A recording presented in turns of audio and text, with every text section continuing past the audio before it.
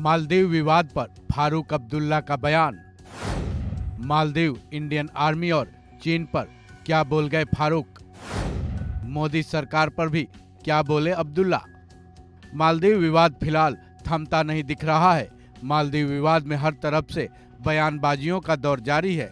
इधर मालदीव सरकार इस मुद्दे पर पूरी दुनिया भर में घिरती नजर आ रही है, बैकफुट पर नजर आ रही है।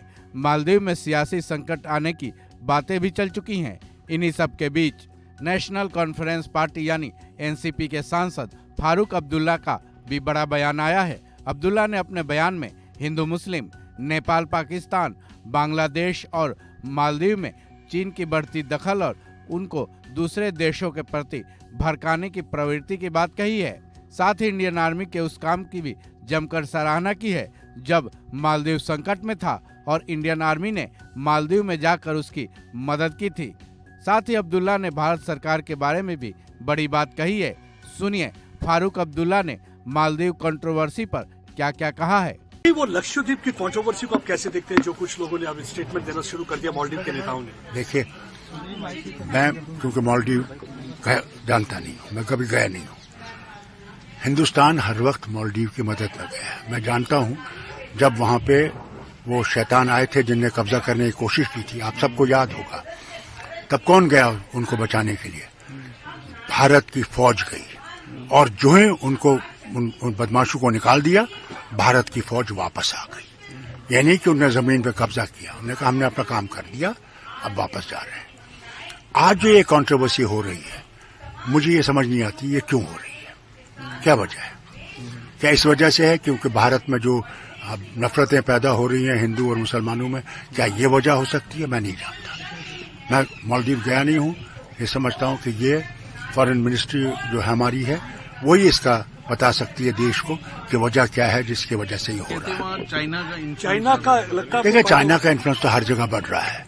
चाइना का इन्फ्लुएंस वहीं नहीं बढ़ रहा है, आपके नेपाल में बढ़ रहा है जो हमारा पड़ोसी है, पाकिस्तान में तो पहले से ही है, बांग्लादेश में भी बढ़ रहा है। चाइना ने हमें घेर रखा है, इसमें कोई दो राय नहीं है। मगर भारत कोशिश कर रहा है कि चाइना से बातचीत से मामला हल किया जाए और ये तभी होगा जब वो भी इसका रिस्पांस अच्छा दें और भारत और चीन जो है वो दोस्ती में जैसे पहले थे।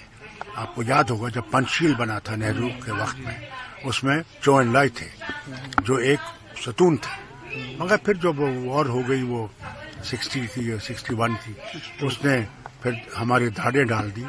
मगर हम उम्मीद करते हैं कि ये धाड़ें जो है खत्म हो जाएंगी और चीन और हिंदुस्तान फिर से, जिस तरह हम मेडिकल कॉलेज में नारे मारते जब चौ एन लाई आता था, हिंदी चीनी भाई भाई, क्या फिर से वो माहौल पैदा हो जाए, उस भाई भाई का मामला। फारूक अब्दुल्ला ने कुल मिलाकर मालदीव को आड़े हाथों लिया है। साथ ही चीन को भी उसका असली चेहरा दिखाया है। साथ ही भारत सरकार के कामों को भी अच्छा बताया, जो कि दर्शाता है कि फारूक अब्दुल्ला भी इस मामले में इंडिया की सरकार के साथ हैं। बहरहाल मालदीव मुद्दे का आगे चलकर क्या रिजल्ट होगा, इसी बात पर शायद मालदीव सहमा सा नजर आ रहा है।